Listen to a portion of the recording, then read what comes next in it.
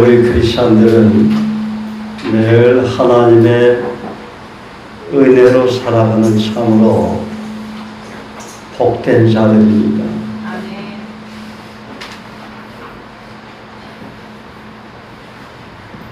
오늘은 본문 말씀을 통해서 축복의 통로가 된 그리스도인, 축복의 통로가 된 그리스도인이라는 제목으로 말씀을 나눌까 합니다.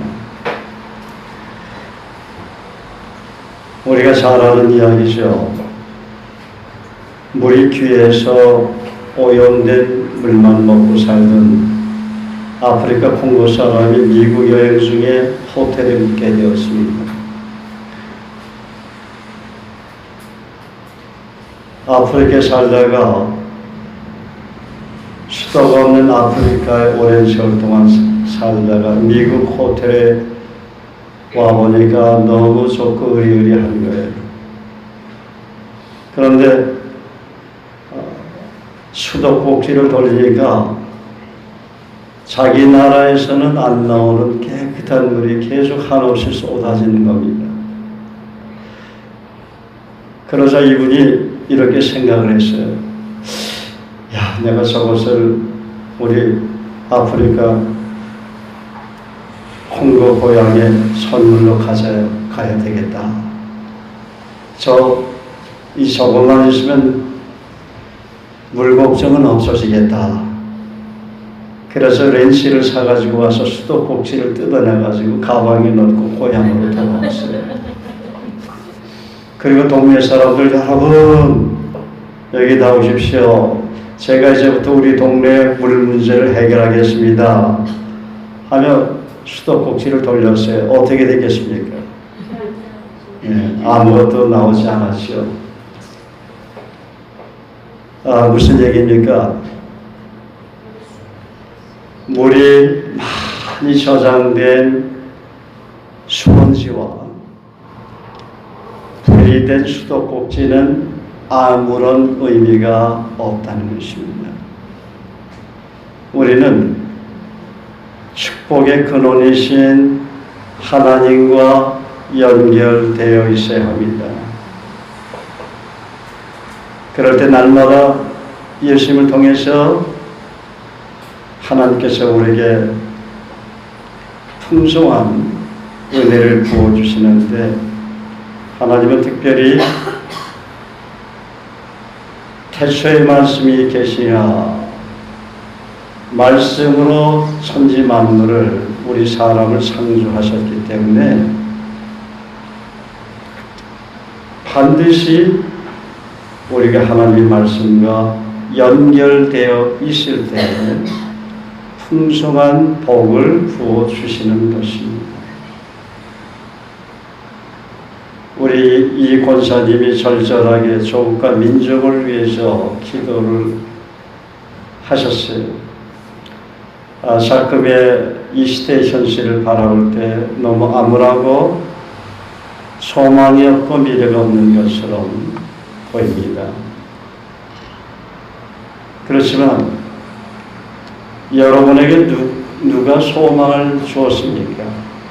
희망을 주었습니까?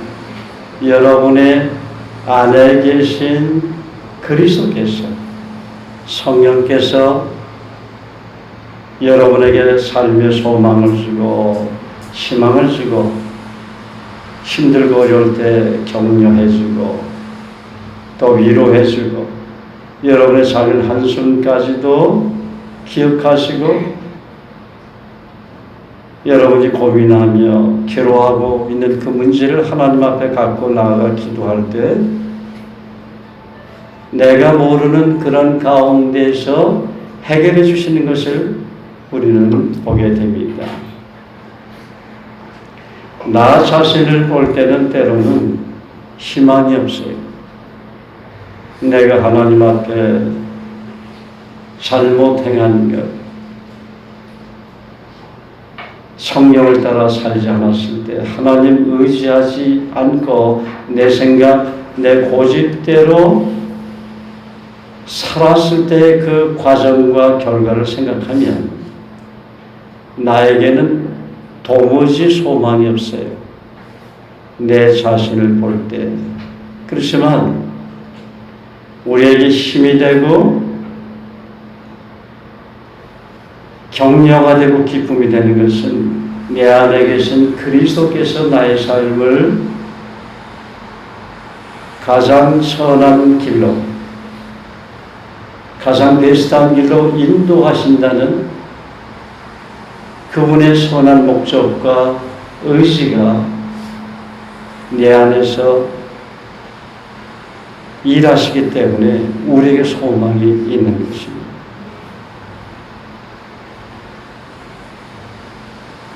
물론 지금의 현실을 보면 오늘 성령께서 저에게 말씀하셨어요. 몇 년 전에 지금은 재난의 시절입니다. 세월을 아끼라 때가 악합니다.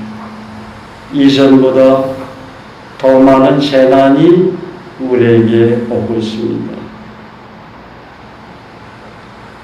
우리가 10년간 뉴스를 보면 우리나라에도 그렇지만 이 가까운 일본이나 중국에 많은 그런 재난들이 오는 것을 봅니다.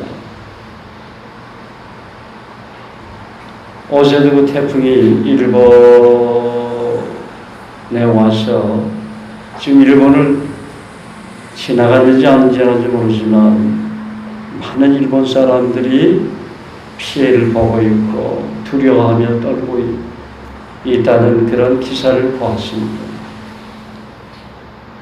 예측할 수 없는 미래를 어떻게 예측할 수 없는 그런 불안한 상황이 자금의 현실입니다. 이전에 우리가 생각했던 그 재난보다도 어떻게 보면 점점 더 가까이 우리에게 다가오고 있지만은, 그러나 한 가지 우리에게 희망이 있는 것은 예수님이 아직 재림하지 않으셨다는 것입니다. 예수님이 재림하면 이 땅에 사는 사람들에게는 희망이 없어요. 왜냐하면 성령님이 다 떠나가셨기 때문에. 그러나 우리와 이 지구와 이 우주를 붙들고 있는 분이 누구냐면 성령 하나님이에요. 그분이 우리 곁을 떠나지 않는 한 우리가 사는 이 시대에는 희망이 있는 것입니다. 반대로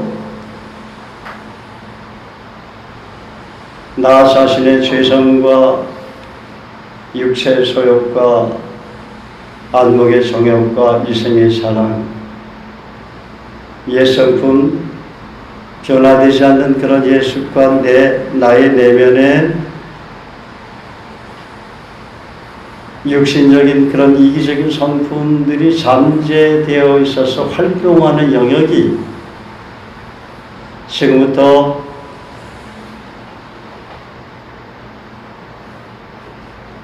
(30년) 전, 50년 전, 100년 전, 1000년 전, 2000년 당시에 예수님이 오시고 성령이 오실 때와 같이 우리가 그런 경험을 할 수 있는 것은 점점 제한되어 있어요. 왜냐하면 이제 마지막 때고 예수님의 재림이 점점 가까이 오는 심판의 때가 임박했기 때문에 예수님께서 심판한다는 그 심판의 메시지는 결코 그 심판이 복으로 결코 변하지는 않습니다. 이 땅에서 진정한 평화를 받는 것은 인간이라면 누구나 그런 생각할 수 있지만 성경은 예수님이 그렇게 말씀하고 있지 않습니다. 이 평화는 예수님이 이 땅에 재림하실 때까지 있다가 점차적으로 우리 마음의 평강도 소멸되는 가운데 예수님이 재림하면 이 온 땅은 악한 마귀의 세계로 변한다는 것입니다. 예수님이 재림하실 때 휴고되는 사람도 여기 있을 거예요. 미안합니다. 어쩌면 휴고가 안 될 사람이 있는지도 잘 모릅니다. 제가 하나님이 아니기 때문에. 그래서 늘 제가 말씀드리는 것은 예수님을 구세주로 믿고 영접해도 본인이 내가 구원받았다는 하나님의 자녀가 됐다는 확신을 성령 하나님께서 주시지 아니하면 그분의 구원은 인간인 나로서도 어떻게 보장할 수 없는 거예요. 그래서 사도 바울도 빌립보서 2장 12절에 내 사랑하는 형제들 항상 두렵고 떨림으로 너희 구원을 이루라는 표현은 물론 성화의 과정도 포함된 얘기지만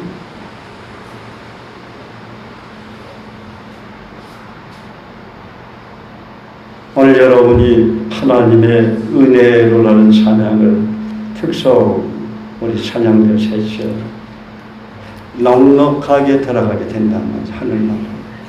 본인이 그런 확신이 있기 때문에 내가 구원받은 하나님의 자녀이고 내 안에 성령께서 날마다 나를 위해서 기도하실 그분의 나를 인도하신다는 것을 본인이 알기 때문에 하늘나라에 넉넉히 들어가게 된다는 것입니다. 그러나 그런 확신이 없는 사람은 또 미약한 사람은 항상 불안한 거예요. 하나님 나를 도와줄 때만 마음이 편안하고 또 감사하고 찬양할 수 있지만 하나님 나를 가까이서 도와주지 않는 것처럼 생각할 때에는 생각이 될 때 저는 항상 불안과 염려와 두려움이 그분을 떠나지 않는 것입니다. 그래서 우리 교회에서는 주님과의 생명력 있는 교제인 큐티를 소중하게 여기고 말씀을 읽고 묵상하고 말씀을 암송하고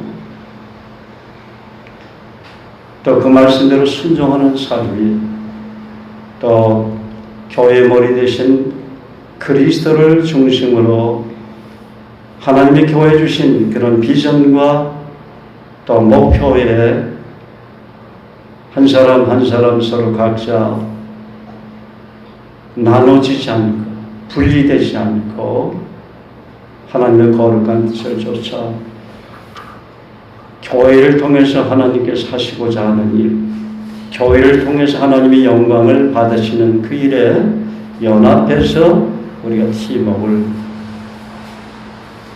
해야 되는 것입니다. 그럴 때 하나님이 각 사람에게도 상이지만 교회에 상급이 있는 것입니다. 하나님은 여러분 한 사람 한 사람도 소중하게 여지만 하나님의 핏값을 사신 이 교회, 센텀 주님의 교회, 이 성도들 전체를 소중하게 여기는 것이죠. 그러니까 교회는 절대로 나눠져서는 안 됩니다. 분리돼서는 안 됩니다. 교회에서 남을 헐뜯거나 시기하거나 비판해서 안 됩니다. 그걸 감싸줘야 됩니다. 다른 교회에서 그런 일들이 불미스러운 일, 세상 사람들이 손가락질 하는 그런 일이 있을지라도 우리는 시험된 교회를 위해서 기도해 줘야 되고 그들을 예수님의 사랑으로 따뜻하게 감싸줘야 돼요. 세상 사람들은 교회를 어떤 특정한 교회를 비판하고 욕할지 몰라도 우리만은 그렇게 생각합니다. 왜? 우리는 그리스도 예수 안에서 이미 주님 중심으로 한 몸이 된 주님의 지체이기 때문에 그렇습니다. 그래서 재난의 시작이니라 세월을 아끼라 때가 악하니라 항상 깨어서 기도하라. 주 안에서 죽는 성도가 복되도다. 하나님은 죽은 자의 하나님이 아니라 산 자의 하나님이라고 써리게 몇 년 전에 기도할 때 그 성령의 메시지를 5가지를 들려주었을 때 물론 그 당시 외대 학생들이 오리엔테이션을 하려고 경주에 가서 눈 사태로 너무 그 무거운 눈이 오리엔테이션 하는 그 장소의 건물을 누르다 보니 지붕이 무너져서 외고대 학생들이 많이 죽었지요. 우리 교회에서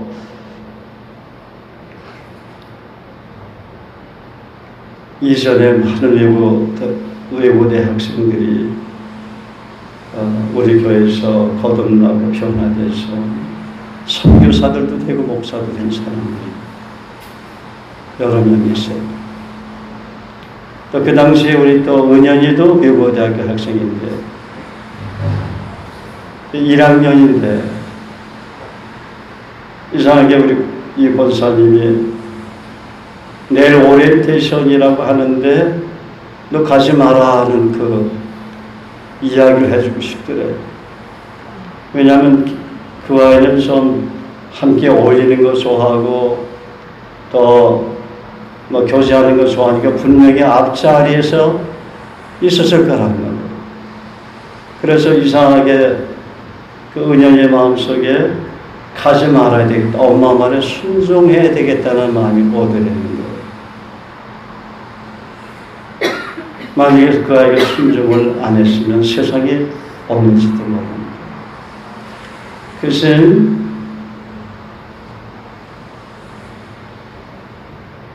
하나님의 사람들이기 때문에 하나님께서 보호해 주는 거예요. 그래서 이 세상을 바라볼 때 희망이 보이지 않고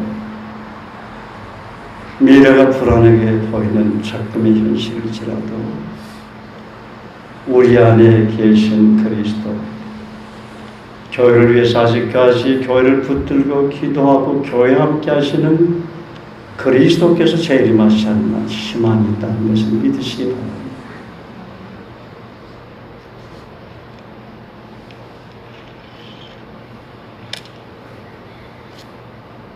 오늘 본문 요한복음 15장 5절은 말씀합니다. 나는 포도나무여 너희는 가지니. 저는 그 개역 한글 성경을 오래전부터 읽고 묵상하고 또 개역 개정에도 좋은 뜻으로 번역이 된 것, 새로 번역이 된 것도 있지만 개역 한글을 참 좋아합니다. 그래서 지금도 개역 한글 성경을 많이 보고 있어요. 꼭 이제 말씀의 뜻을 뭔가 비교해 봐야 되겠다. 번역본들이 어떻게 되어 있는가. 그래서 때로는 한글, 개역 한글뿐만 아니라 개역 개정, 또 표준어 성경 번역이나 NIV 영어 성경이나 RSV, 킹제임스 버스라든지 그런 다양한 번역본을 가지고 말씀을 해석하기도 하지만 개역 한글을 저는 많이 보기 때문에 제가 메시지 전할 때 제가 암송한 개역 한글 성경이 많이 나오게 되는 것이죠. 나는 포도나무여 너희는 가지니 저가 내 안에 내가 저 안에 있으면 이 사람은 과실을 많이 맺나니 나를 떠나서는 너희가 아무것도 할 수 없습니다. 무슨 말씀입니까? 너희가 나와 연결될 때만이 과실을 맺을 수 있느니라. 그러나 가진 너희가 포도나무에 붙어 있지 아니하면 아무런 열매를 맺을 수 없느니라. 오히려 붙어 있지 않은 가지는 밖에 버려져 말라지나니 사람들이 그것을 모아다가 불에 던져 살으니 하고 6절에 경고하십니다. 그리고 7절에는 너희가 내 안에 거하고 내 말이 너희 안에 거하면 무엇이든지 원하는 대로 구하라. 그리하면 이루게 된다고 축복하십니다. 그러므로 수원지이신 그리스도와 연결된 그리스도인은 성경의 수많은 축복을 누릴 수가 있는 것입니다.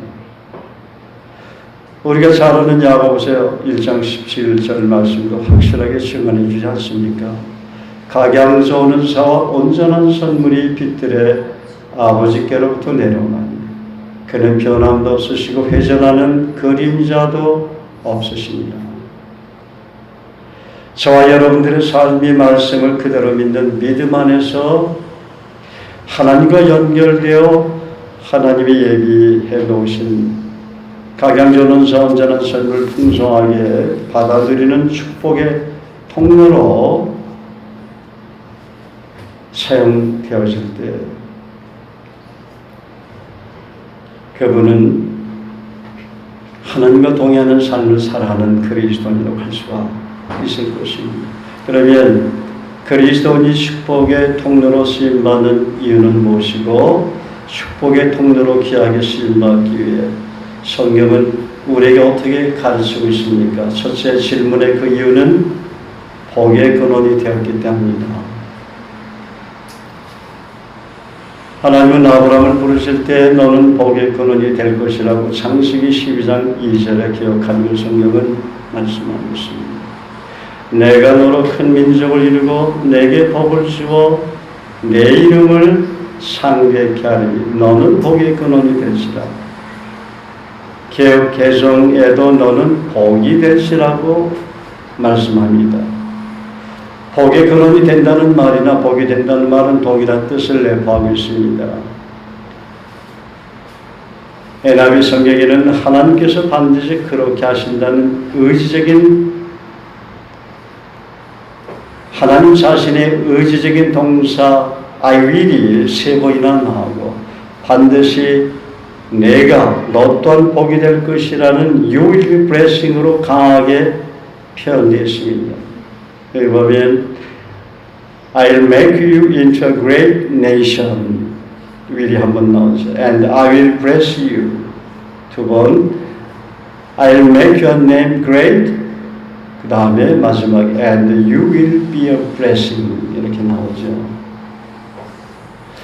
그래서 갈라디아서 3장 29절 말씀대로 그리스도 안에서 거듭난 그리스도인은 믿음의 조상 아브라함의 자손이요 약속대로 유업을 이룬 자인 것입니다. 둘째, 축복의 통로로 귀하게 쓰임받기 위해서는 어떻게 해야 될까요? 말씀에 붙어서 살아야 합니다. 본문 5절도 말씀하죠. 너희가 나를 떠나서는 아무것도 할 수 없느니. 분명히 내가 예수님을 개인의 구세주를 영접했고 내 안에 성령 하나님이 들어오심으로 그리스도 영이 그리스도가 계신데 주님은 너희가 나를 떠나서는 아무것도 할 수 없습니다. 이 말이 무슨 말인지 잘 이해가 안 되는 분들도 있을 거예요. 주님은 나를 떠나지 않는다고 했는데 너희가 나를 떠나서는 아무것도 할 수 없느니라. 왜 그런 말씀 하실까요? 주님이 정말 여러분을 떠난다면 어떻게 될까요? 근데 어떤 그리스도인은 분명히 그리스도인으로 과거 살았는데 지금 보면 그리스도가 없는 것처럼 불안해하고 두려워하고 염려하며 사는 사람들이 있다는 겁니다. 왜 그런 삶을 살아갔냐면 왜 그렇습니까? 말씀으로부터 멀리 떨어진 삶을 살고 있기 때문에 그런 것이죠.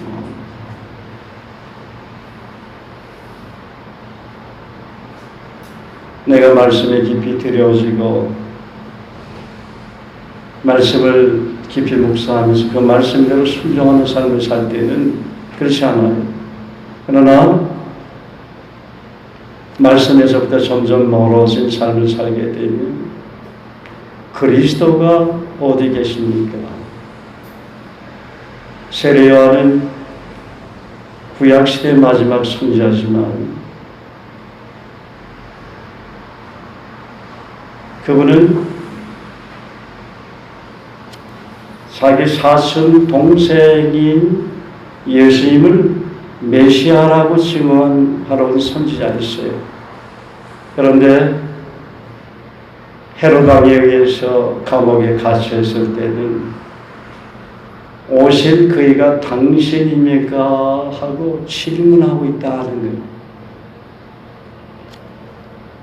어떤 삶의 감옥이라는 그 곳에 갇혀서 오랫동안 혼자 침체된 가운데 살다 보니까 그렇게 회개하라고 외치고 회개의 세를, 예수님 오시기 전에 여러분들 회개 먼저 해야 합니다.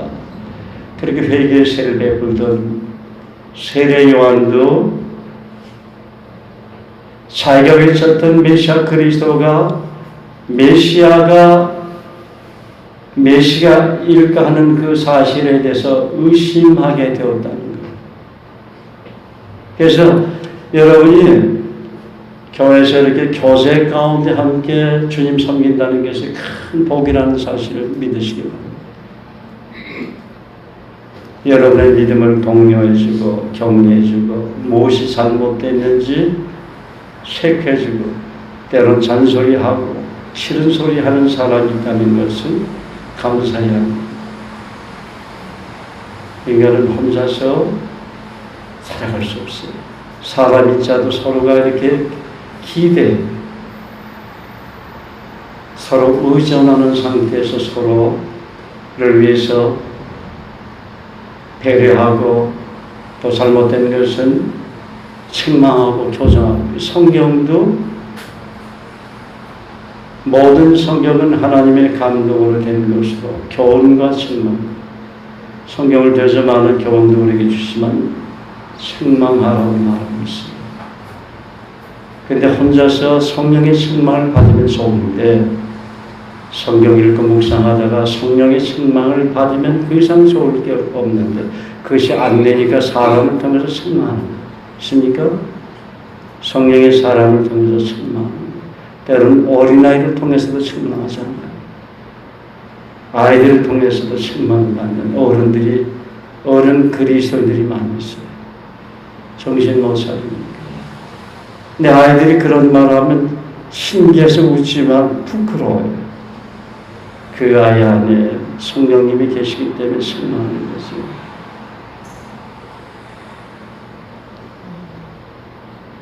그때는 내가 정신 차려야 되지. 정신 차려.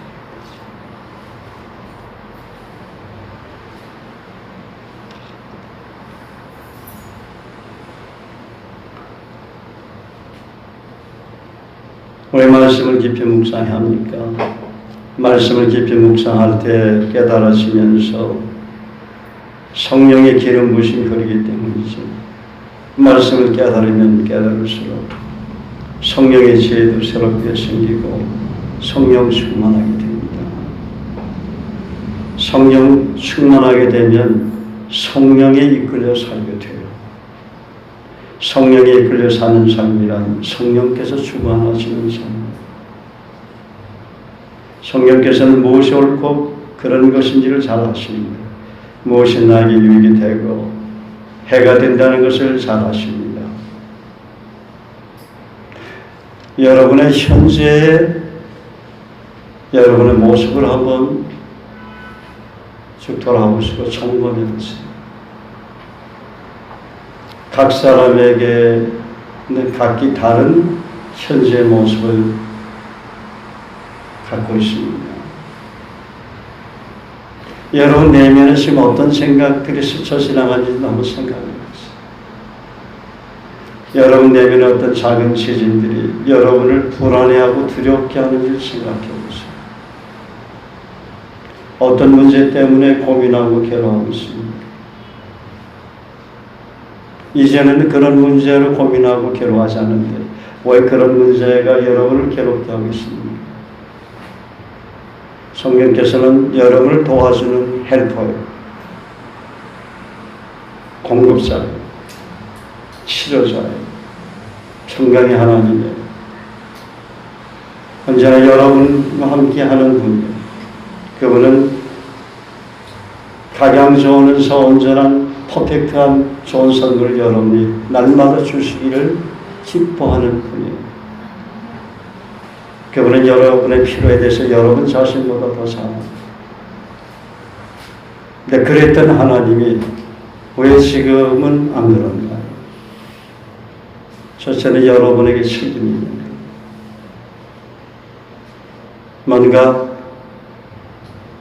말씀에서 점점 떠난 삶을 살았든지, 내가 하는 말씀에 불순종하고 있다든지,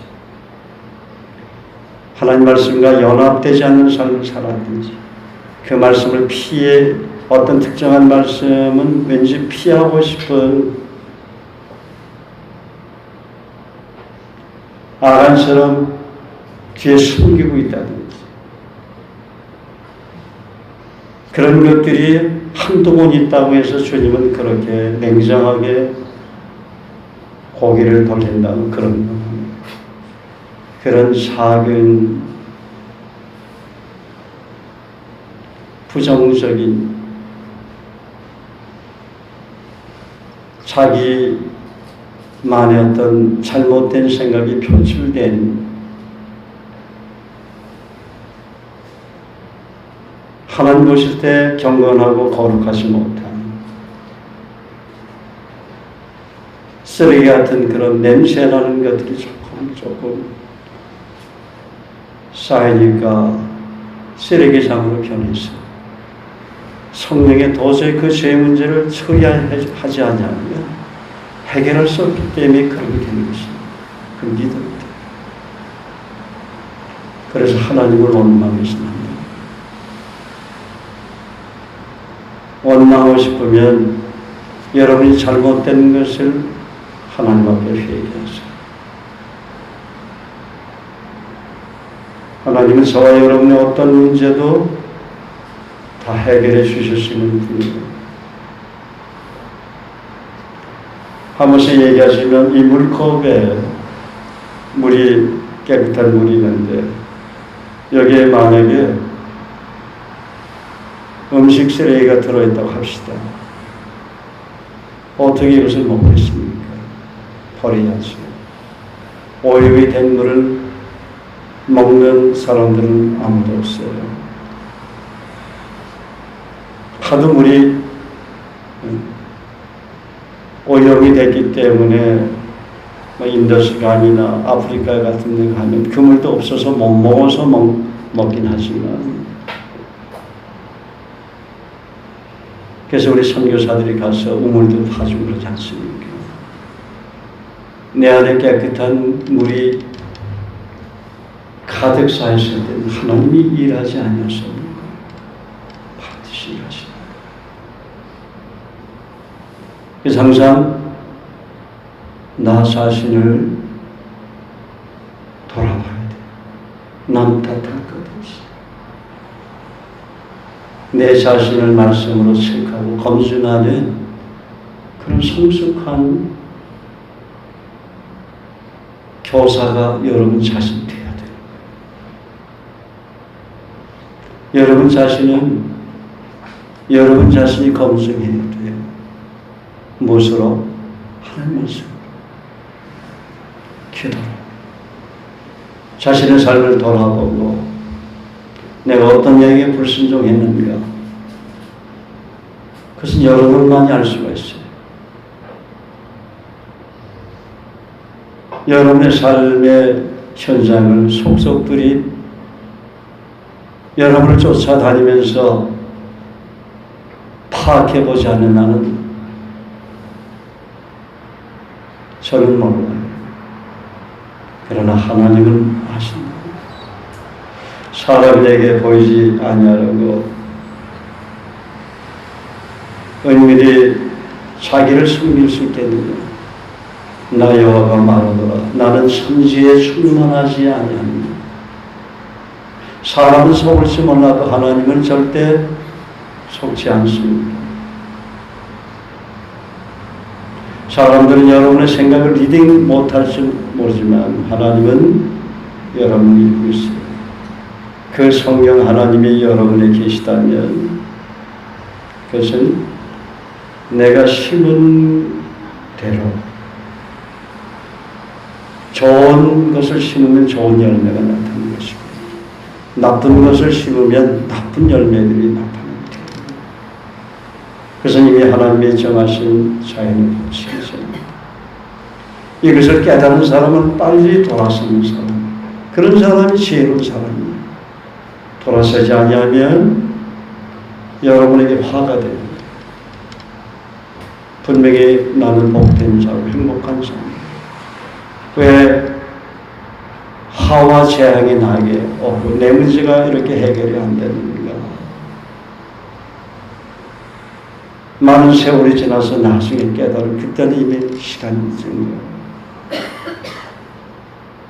그래서 전도서 12장에 보면 너희가 청년의 때 곤고한 날이 이르기 전에 나이 늙어 얼굴에 주름살도 생기고 머리도 백발이 되고 계단 올라가기도 너무 힘든 노인이 돼서 그때 하나님 경외한다고 하지 마라. 제가 하나님 말씀에 순종하겠습니다. 그때는 이미 늦었다. 젊은 시절에 젊었을 때부터 내가 하나님 경외해야 된다. 그래서 예수님도 젊은이들을 부르는 거. 그분이 나이가 젊기 때문에 젊은이들을 부른 거 아니에요. 그분은 백부장 고넬료도 나이 많은 분들도 그분 앞에 엎드렸어요. 젊었을 때 그 형제들 잘못된 성품을 일찍 교정해 주지 않으면 그 젊은이의 미래는 희망이 점점 사라져버린다는 것을 알기 때문에 예수님은 젊은 베드로, 요한, 야고보, 안드레, 마태 이런 젊은이들을 제자로 부르는 것입니다. 차별해서가 아니에요. 노인들을 차별해서가 아니라 노인들이 아무리 예수를 잘 믿어도 이미 생각이 늙어 있어요. 생각이 노쇠해 있어요. 기억력도 감퇴되고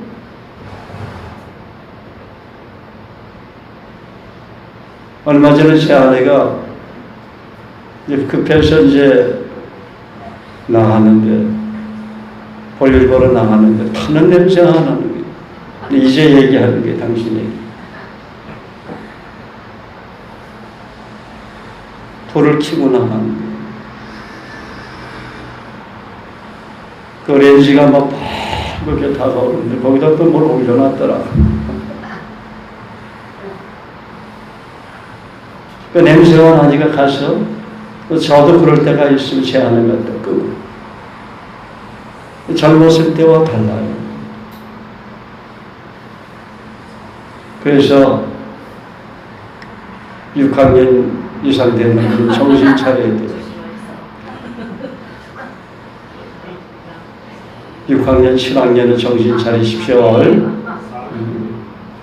저도 6학년 아니에요, 6학년. 저도 7학년 돼요, 7학년.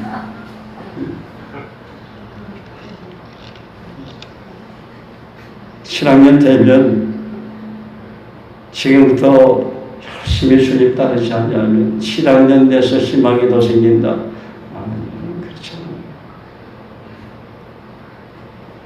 머리 회전이 빠르고 또 사물에 대해서 판단력이 탁월한 젊은 시절도 우리가 주님 열심히 따라야 돼요.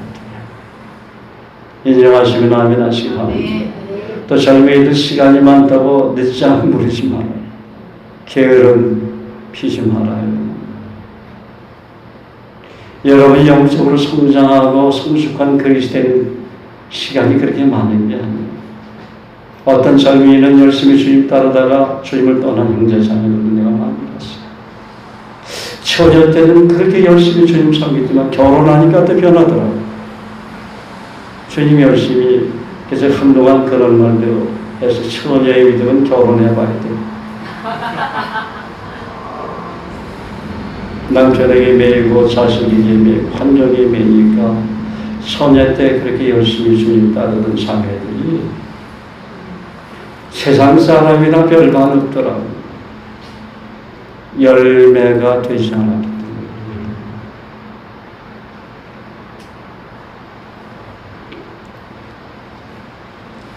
그래서 8절 말씀처럼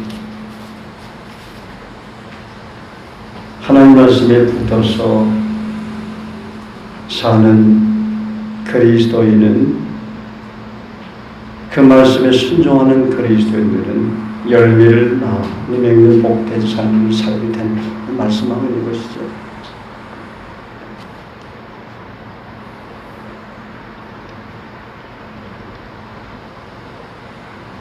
말씀으로부터 떨어지지 않는 삶을 사시기를 바라니 육신의 죄와 정욕, 자기 자랑, 탐심, 자기 의와 같은 교만, 남을 속이는 부정직한 죄, 허영, 허상, 게으름, 우상 숭배가 말씀으로부터 멀어지게 합니다. 영적인 분별력이 쇠진돼요. 소멸돼요. 말씀이 잘 깨달아지지 않아요. 메시지가 잘 들려오지 않아요. 머리는 알겠는데 이게 가슴으로 안 내려와요. 말씀의 기름 부심이 임한다는 것은 성령의 기름 부심이라고도 말할 수 있지만, 말씀을 들을 때 귀가 열려야 돼요. 성령께서 말씀하셨죠. 귀 있는 자들은 성령께서 교회에 말씀하는 말씀을 들을지어다. 그래야 머리에서 진짜 깨달아질 때 이게 흘러내려오는 거예요. 가슴으로 와닿는. 그래서 우리 말씀은 생각에도 심어야 되지만 내 마음 깊은 곳에 심어야 열매가 되는 것입니다.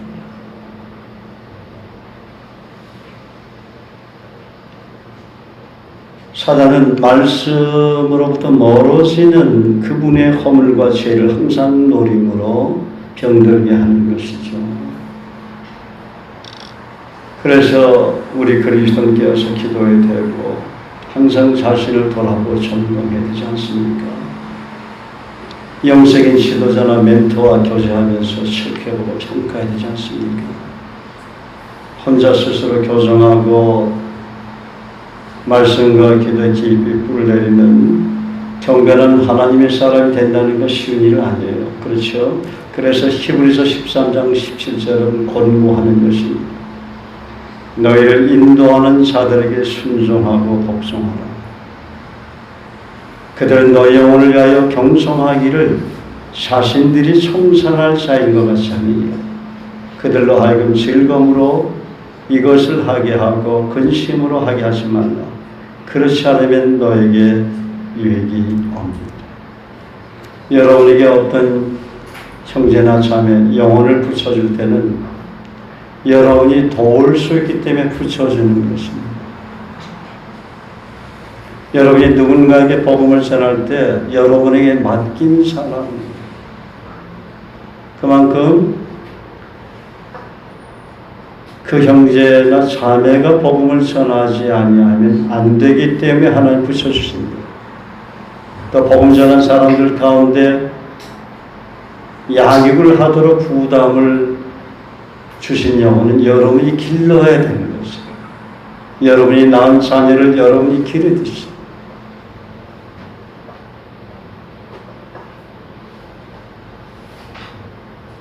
혹시 상훈이도 훌륭한 부모님 밑에 있지만 상훈이는 그런 생각을 안 할게요. 어떤 자녀가 내가 왜 이 가난한 집에서 태어나서 아니 미국에서 태어났으면 우리 부모가 하버드 대학교 교수 정도 되면 내가 훌륭하게 됐을 텐데. 아니에요. 가난한 가정, 그 가정에 태어나게 한 것이 하나님의 뜻이에요. 그렇죠? 우리는 알아요.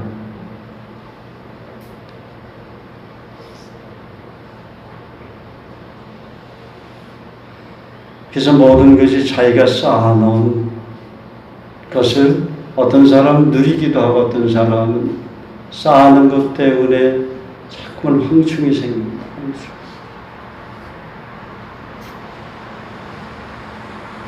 주님은 그 형제나 자매를 도와주려고 해도 도울 수가 없어요.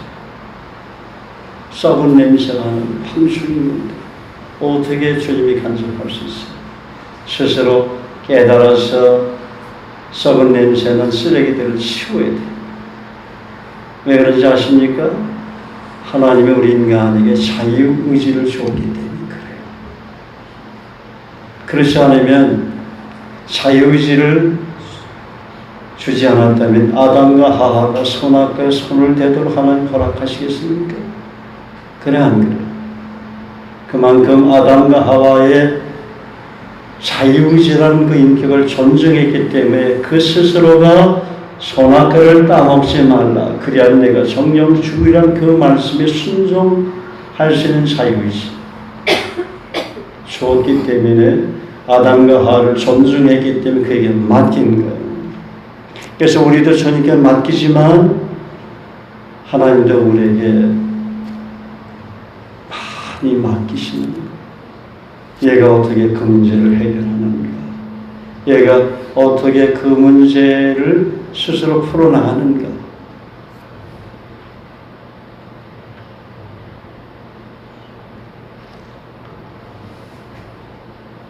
디모데가 하나님의 사람이 된 것은 그를 위해 기도하고 가르치고 양육한 바울이 있었기 때문입니다.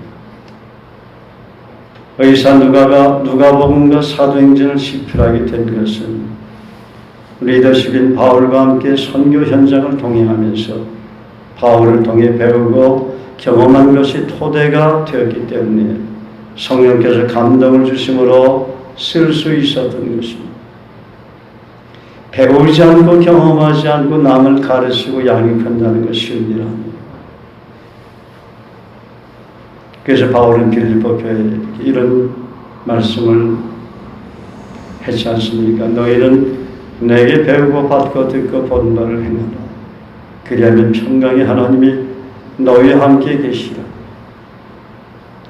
여호수아가 있기 전에 모세가 있었습니다. 엘리사가 능력을 행할 수 있었던 것은 엘리사가 자기 리더십인 선지자 하나님의 사람 엘리야를 부지런히 따라다니며 배우면서 갑절의 영감을 받고 하나님께 귀하게 쓰임받을 수 있었던 것입니다. 한 번씩 여러분 독립하고 싶지요? 한 번씩 여러분 주님 떠나서 아니면 교회를 떠나서 한번 나 혼자 신앙생활해도 멋지게 할 텐데 그런 생각을 품은 적이 있었습니까? 우리 교회는 없네요. 여러분에게 박수 한번 쳐주십시오. 감사합니다. 철들기 전에 자녀가 부모를 떠나면 어떻게 되죠? 거의 다 탕자가 됩니다. 그렇잖아요. 부모님은 그 탕자가 돌아가기를 날마다 기도할 거예요. 울면서.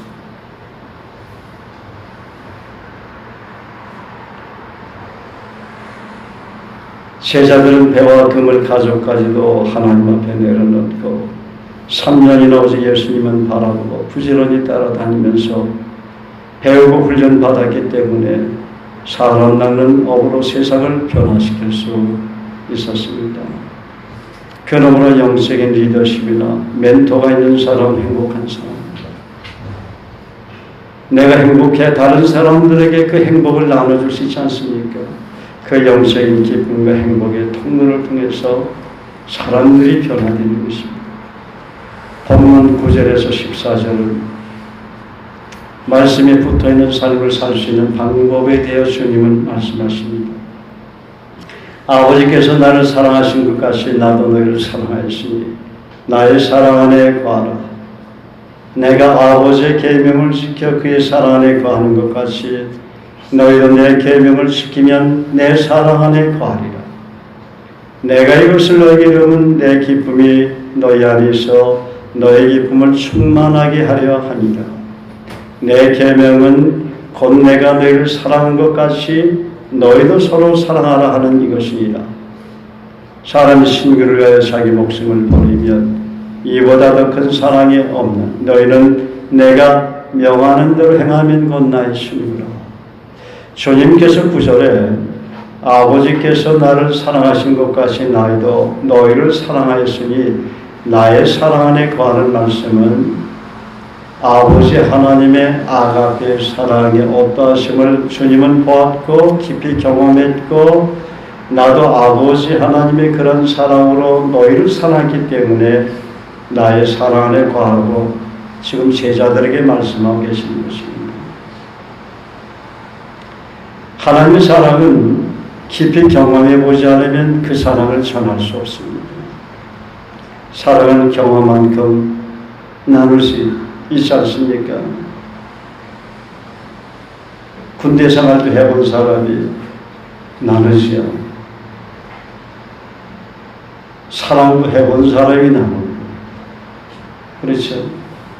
사랑해보지 않고 사랑을 나눈다는 것은 있을 수 없습니다.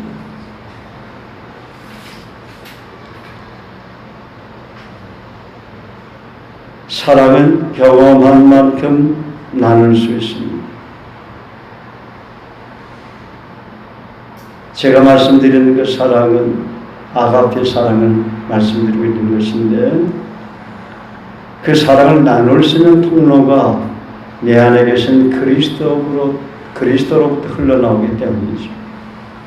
이성간의 사랑이나 부모의 사랑도 귀한 것이지만 때로는 자기 관점에서 생각하고 판단하는 자기 중심적인 인간의 연약한 허물과 죄가 포함될 수 있는 사랑이 이성간의 사랑이고 부모의 사랑입니다.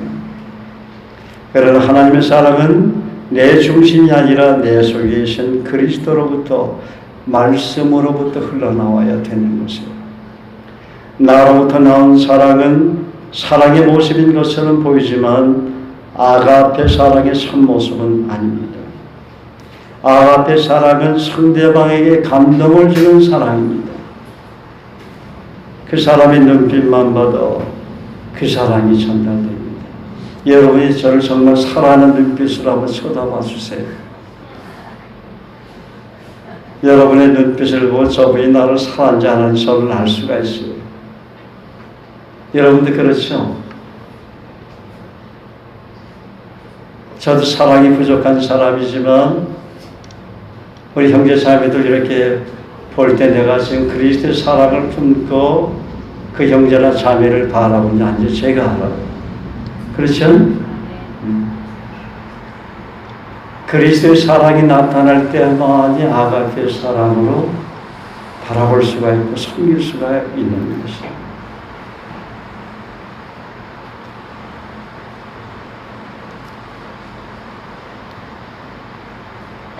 아가페 사랑은 그러므로 상대방에게 감동을 주는 사랑이죠.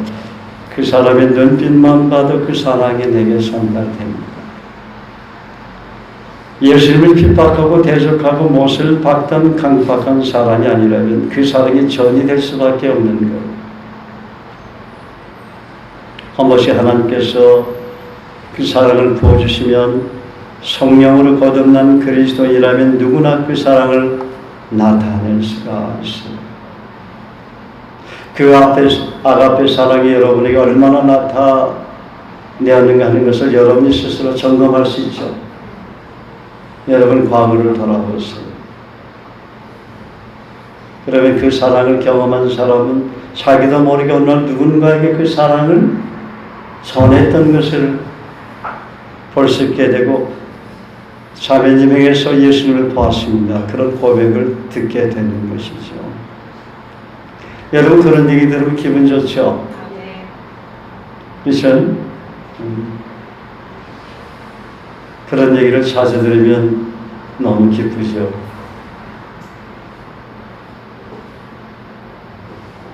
그러나 그 사랑이 지속적으로 나타내려면 반드시 있어야 할 것이 있어야 되는데, 그것이 뭐냐면 사랑의 열매, 성령의 열매를 아름답게 맺어야 합니다. 성령의 열매가 어떤 모습입니까? 갈라디아서 5장 22절 26절은 말합니다. 오직 성령의 열매는 사랑과 희락과 화평과 오래 참음과 자비와 양선과 충성과 온유와 절제입니다. 이 같은 것을 금지할 법이 없습니다. 그리스도 예수의 사람들은 육체와 함께 그 정욕과 탐심을 십자가에 못 박았느니라. 만일 우리가 성령으로 살면 또한 성령으로 행할지니 헛된 영광을 구하여 서로 노엽게 하거나 서로 투기하지 말지니라. 성령의 열매란 하나님이 사랑이시라고 하잖아요. 하나님은 어떤 분이라고요? 하나님은 사랑이시니라 그랬어요.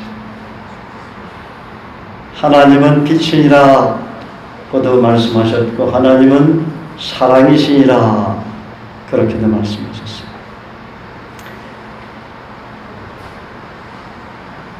성령의 열매란 그러므로 하나님은 사랑이시라는 말씀처럼 사랑의 열매 속에 포함된 열매인 거예요.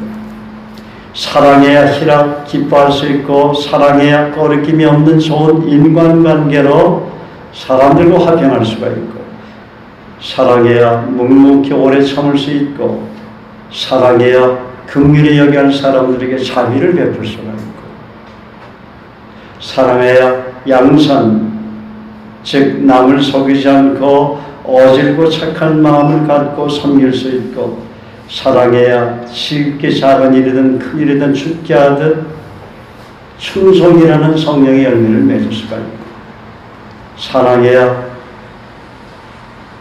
젠틀한 신사적인 온유한 마음을 품을 수가 있고 사랑해 자신을 성경적으로 잘 컨트롤하는 절제의 열매를 맺을 수 있는 거예요. 그래서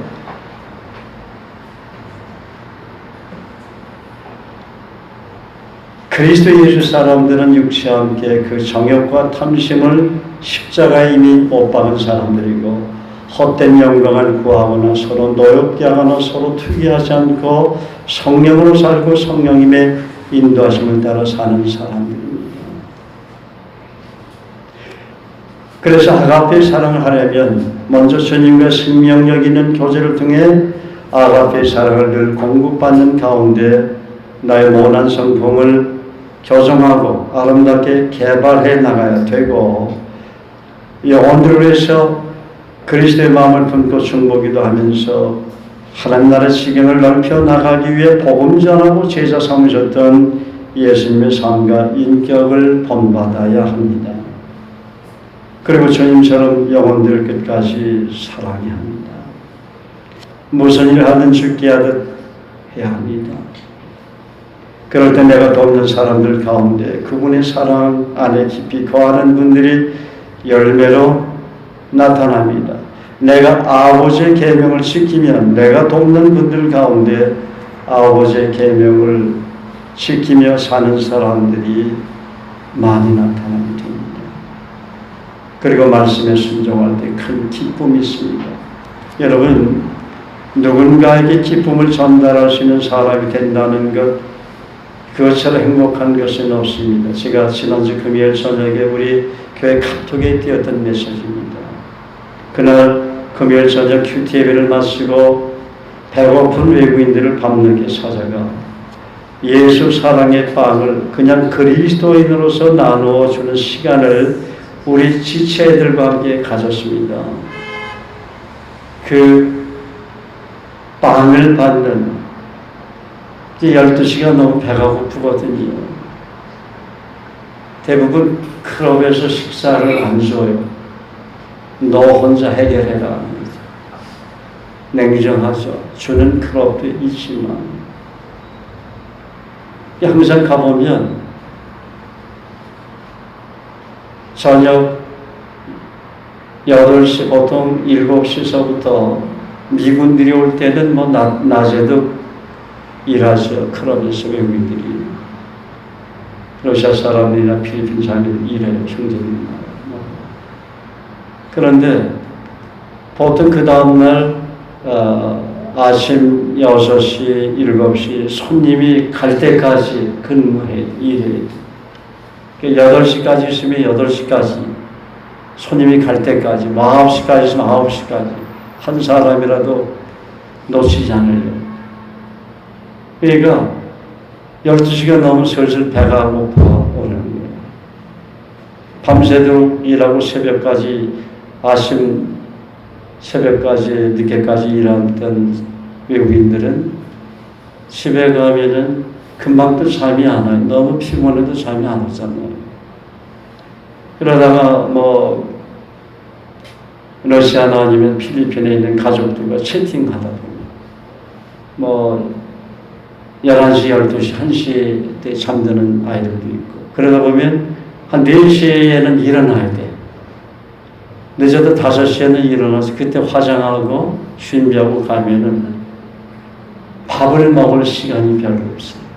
바로 출근하는 거예요. 근무는 해야 되니까. 그리고 손님들, 외국인들이 한국인들 손님들 클럽에서 맞이하게 되니 하다 보면 11시, 12시, 1시, 2시 나갈 수도 없잖아. 그래야 뭐 주인에게 허락을 받고 나가서 이렇게 먹을 거, 간단하게 먹을 거 뭐 시켜서 먹는 분도 있고. 그런데 배고픈 사람에게 빵을 줘야 고마워하잖아요. 이 빵을 받는 외국인들이 그렇게 기뻐할 수가 없더라고요.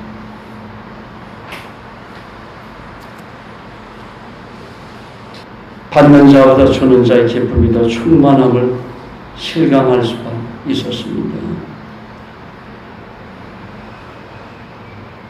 말씀을 묵상하고 암송하고 말씀을 붙잡고 기도할 때도 기쁨이 있지만 말씀 그대로 순종할 때 기쁨은 더 큰 기쁨입니다.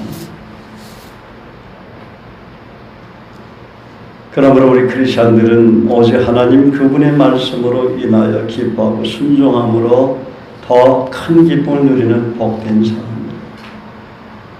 영적으로 저도 어릴 땐 잘 몰랐어요. 그런데 리더십이 그 말씀에 순종해봐라. 하나님 어떻게 일하시는가? 경험을 내가 해봐야 할 거 아니냐.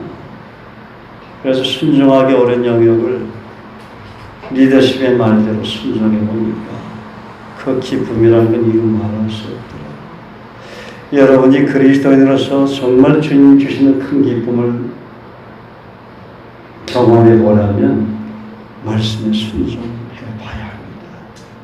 그런 경험이 쌓이고 쌓이면 그때 성령의 열매로 아름답게 자라게 되는 거예요. 순종하지 아니하면 열매는 되지 않고 주종이가 되는 거예요. 순종해야 합니다. 그래서 우리 요한복음 14장 21절 다 같이 한번 해볼까요? 시작.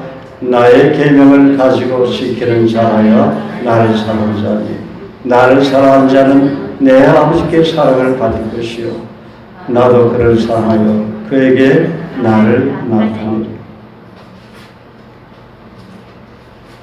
우리 한번 축복합시다. 옆 사람, 뒷 사람. 당신은 말씀에 순종함으로 큰 기쁨을 누리는 하나님의 사람이 될 것입니다.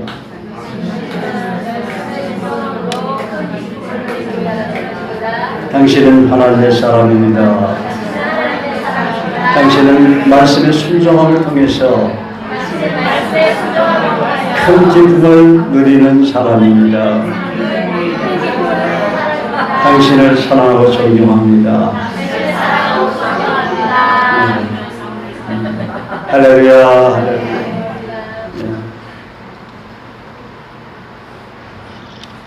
성경은 순종과 불순종의 기사들로 가득 차 있어요.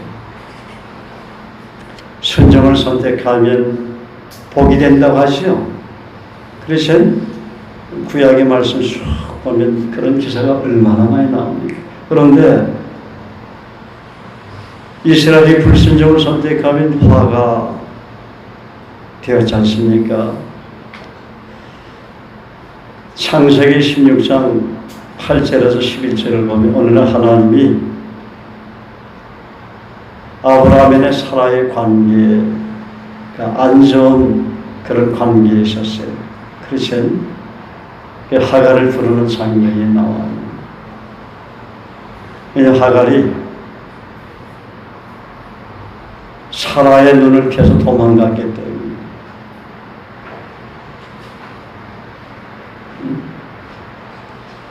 그런데 하나님이 사라의 여종 하갈아, 그냥 하갈아 부르면 되는데 뭐라고 불렀다고요? 사라의 여종 하갈아. 묵상해 보세요. 왜 사라의 여종 하갈아라고 불렀겠습니까?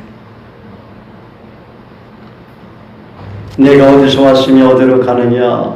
그가 이르되 나는 내 여주인 사례를 피하여 도망하나이다. 여호와의 사자가 그에게 이르되 내 여주인에게 돌아가서 그 수하에 복종하라. 하나님이 그렇게 말할 수도 있잖아요. 사라에게 돌아서 그 수하에 순종하라. 그런데 기분 나쁘게 사례 너는 내 여주인이 아니야. 네 꼴 보기 싫어서 내가 집 나간다. 뭐라고 하나님 얘기를 하자면 하갈에게 내 여주인에게 돌아가서 그 수하에 복종하라 얘기하고 있어요. 하나님은 지금 아브라함이 안에 사라의 눈을 펴 도망간 하갈을 향해 사라의 여종 하갈이라고 부르죠. 그리고는 내 여주인에게 돌아와서 그 수하에 복종하라고 말씀하십니다. 순종도 아니고 복종이요. 얼마나 기분 나쁜 얘기예요.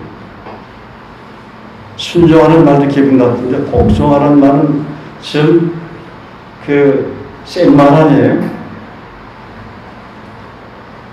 하갈은 지금 아브라함의 아내 사라의 학대를 광야로 도망했기 때문에 그래서 하나님은 내 본래의 위치로 내 본래 직분의 자리로 내 본래 사명의 자리로 돌아가라고 명하시는 것이죠.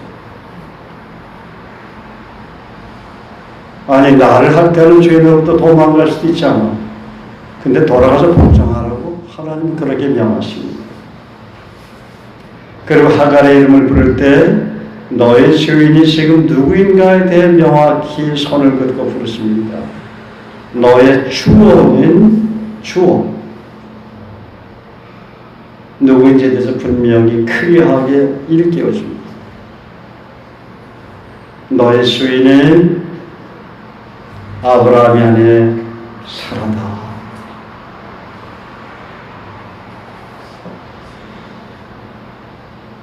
그러므로 하나님은 나의 이름을 아십니다. 저도 하나님이 제 이름을 부르시더라고요. 세 번이나. 난 내 이름에 대해서 만족하지 못했어요. 이름이 딱딱하고 그랬어요. 그래서 이름도 경훈이라고 개명을 해가지고 바꾸고 싶어가지고 경훈이라고 불러줘. 그랬는데 하늘에서 음성이 들려오기를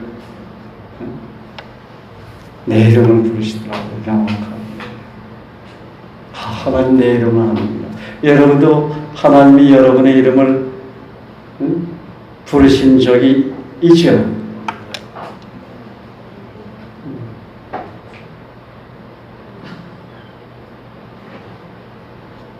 하나님이 부르지 않은 사람은 안 불러도 너는 내가 너희 아버지인 줄 아니까 내 이름을 하나님은 안다는 믿음이기 때문에 안 부르는 것이라고 믿으시기 바랍니다. 그게 믿음이에요. 민지야, 신혜야, 미수가, 선이야 부르지 않아도 왜 이렇게 네 사람은 지금 얘기가 되는지 몰라. 혹시 이름 안 불러준다고 마음이 어렵습니까? 그렇진 않죠. 다 그 이름 알아요. 항림아, 소희야, 막 부르고 싶네. 다 알아요. 무수야, 다 알아요. 신남아, 다 알아요. 석봉아, 너는 한석봉이 아니라 최석봉이라 다 알아요. 다. 주희야 다 알아요. 규배야 상문아 다 알아요. 다 하십니다.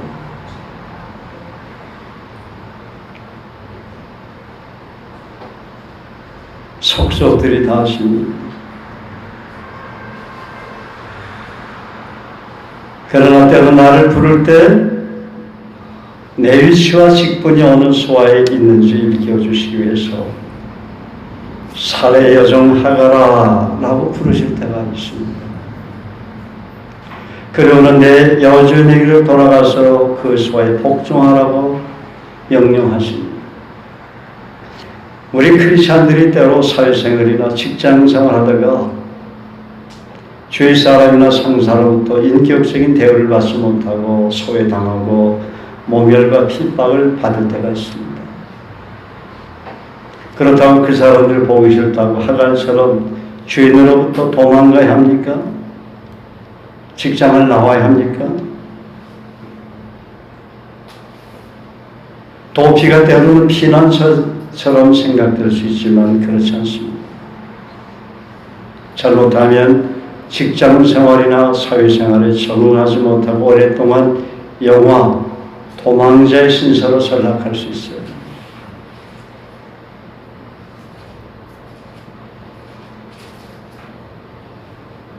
그러면 어떻게 합니까? 하갈처럼 주인에게 돌아가야 합니다.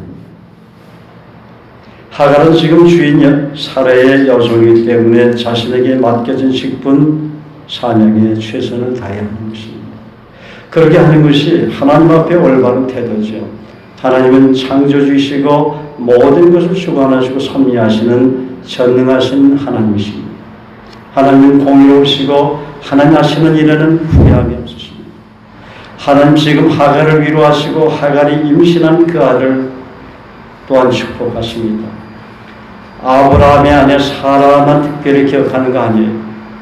그녀의 여종 하갈도 기억하시고 지금 축복하지 않습니까? 10절, 11절에 보면 여호와의 사자가 또 그에게 이르되 내가 내 씨를 크게 번성하여 그 수가 많아 셀 수 없게 하리라. 네가 낳은 이스마엘의 씨를 크게 번성하여 그 수가 많아 셀 수 없게 하리라. 여호와의 사자가 또 그에게 이르되 내가 임신하였은즉 아들을 낳으리니 그 이름을 이스마엘이라 하라. 이는 여호와께서 내 고통을 들으셨습니다. 예언하신 거지. 하갈은 하나님께서 그에게 명하신 대로 자신의 주인 사라에게 돌아가 순종하다. 그 아들 이스마엘이 어느 정도 성장하게 되자 하나님은 하갈에게 이제는 내가 네 아들과 함께 떠날 때가 되었다고 말씀하십니다. 선교사로 부름을 받았을지라도 하나님의 선교지로 나가라 그렇게 부를 때가 있는데 그럴 때까지 충성이 참으셔. 어떤 사람 불렀지만 국내에서 주님을 섬기는 분들도 많이 있어요. 선교사로 부름을 받았죠. 필요하니까. 외국에 나서 외국인들만 도와야 선교사가 아니고 국내에서 요즘처럼 외국인들이 우리 부산만 하더라도 해운대 센터에 얼마나 많은 외국인들이 옵니까? 우리 교회가 늘 외국인들에게 복음을 전하잖아요. 영어로. 얼마나 감사한지 몰라요. 우리 교회에서 형제자매들이 외국인들에게 그 영어로 복음을 전하는 모습을 보면 너무나 감사해요. 과연 그런 교회들이 얼마나 있겠는가? 물론 많이 있겠죠. 그러나 하루 이틀도 아니고 꾸준히 끊임없이 외국인들이 찾아가 복음을 전한다는 것은 쉬운 일입니다.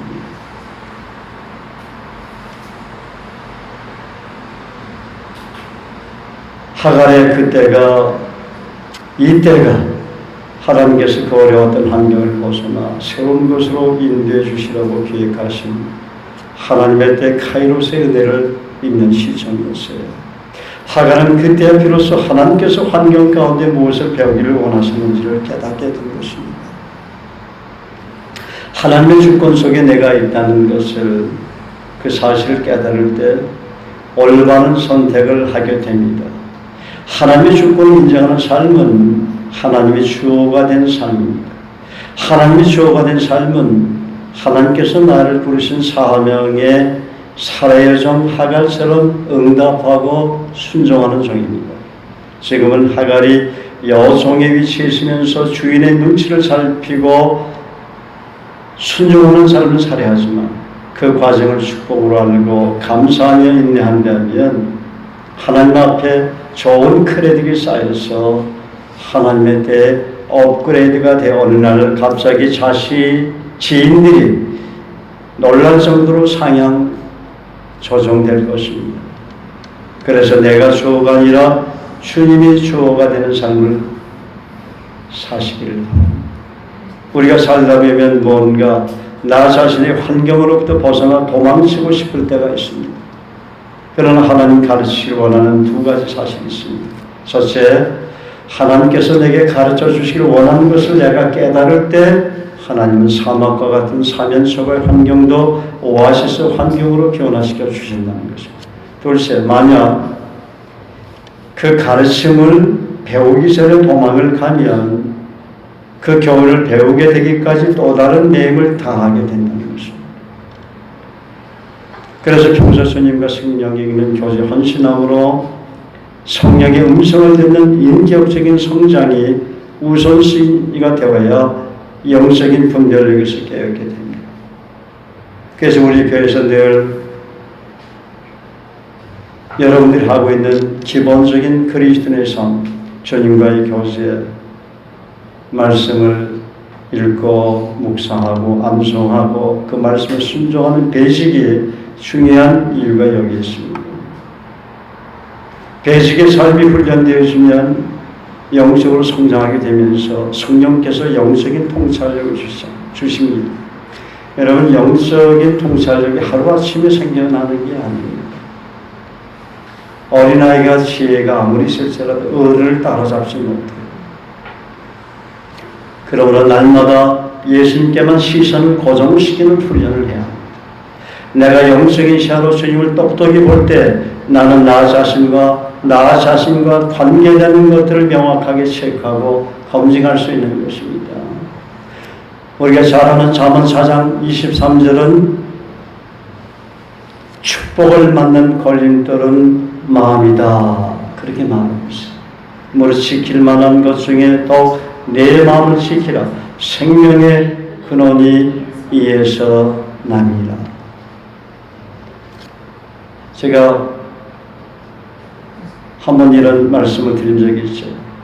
저도 누군가에게 레포트한 예화인데 옛날에 남탄만 하는 별난 할아버지가 누워서 낮잠을 자고 있었어요. 아내분은 빙그레 웃고 있어요, 지금. 그때 짓궂은 손자가 장난 삼아서 할아버지 코밑 수염에 고약한 썩은 냄새가 나는 치즈를 살짝 코밑에 수염에다가 발라놓은 거예요. 할아버지는 자면서 계속 침실에 나오면서 외쳤습니다. 침실에서 이상한 냄새가 나는데. 그리고 방마다 다니면서 외쳤습니다. 집 안에서 온통 고약한 냄새가 난다니까. 이게 뭐야, 이 고약한 냄새가. 그는 현관 밖으로 나와서는 더 큰 소리로 외쳤습니다. 아니, 온 세상에서 냄새가 난다, 이 더러운 세상. 그러나 사실은 할아버지가 냄새를 내고 있었던 거죠. 문제는 그의 코 밑에 수염이었어요. 자기가 냄새를 풍기는지는 모르고 사람 탓하고 환경 탓하는 거예요. 냄새 난다. 그리스도인은, 성경은 뭐라고 했어요? 너는 그리스도의 향기라고 그랬죠. 내 속에서 그리스도 향기가 품어나오게 되면 더러운 냄새, 썩은 냄새가 나지 않습니다. 너는 그리스도의 편지야.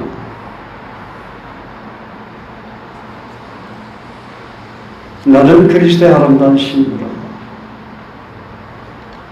그리스도의 향기, 그리스도의 아름다운 편지, 그리스도의 아름다운 신부가 왜 사람을 탓하고 세상을 탓할 수가 있겠습니까? 오히려 그 사람을 통해서 세상이 내 주변에 있는 사람들이 변화되는 것입니다.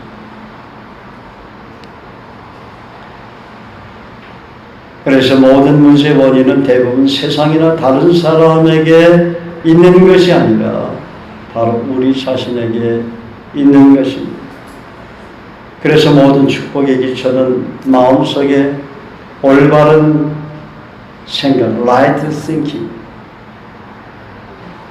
입니다. 모든 지킬 만한 것 중에 더욱 내 마음을 지키라. 생명의 근원이 예산함이라.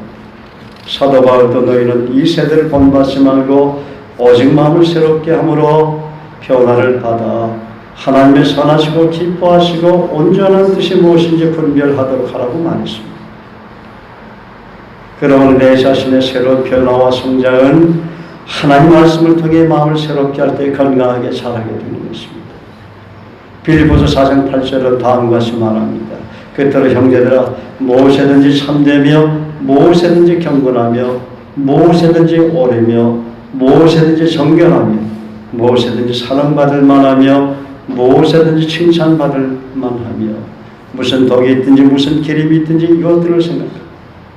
로마서 8장 6절은 우리가 너무나 잘 알죠. 육신의 생각은 사망이지만 성령의 생각은 생명과 평안이라. 성령의 생각은 생명과 평안을 주고 창조적인 성장의 결실을 거두게 됩니다. 변화의 결실을 거두게 됩니다. 그래서 생각이 바뀌지 않으면 운명이 바뀌지 않습니다. 그래서 성장한 생각을 가진 자만 성장할 수 있어요. growth thinking. 그러므로 어떤 생각을 가지냐 하는 것은 모든 성장을 결정하는 기본적인 요소가 되는 거예요. 기본기가 안 됐으면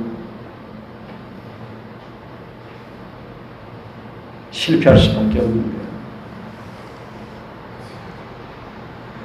생각을 심으면 말을 거두고 말을 심으면 행동을 거두고 행동을 심으면 습관을 거두고 습관을 심으면 운명을 거둔다는 말이 있잖아요. 그래서 행복한 삶은 창조적인 생각에서 출발합니다. 예수 믿어 구원받아도 생각이 병들면 온전하게 성장할 수가 없는 것입니다. 그러므로 축복의 통로가 되는 그리스도인이 되려면 먼저 생각의 쓰레기를 치워야 합니다. 자기 중심이라는 쓰레기, 탐욕이라는 쓰레기, 거짓이라는 쓰레기, 두려움이라는 쓰레기, 좌절감이라는 쓰레기들을 생각에서 치워야 합니다. 죄와 고통의 시작은 하나님 중심에서 벗어나 자기 중심이라는 이기주의에서 시작이 되는 것이에요. 그리고 하나님보다 더 사랑하는 것이 탐욕이고 욕심이고 우상숭배라고 성경은 말합니다.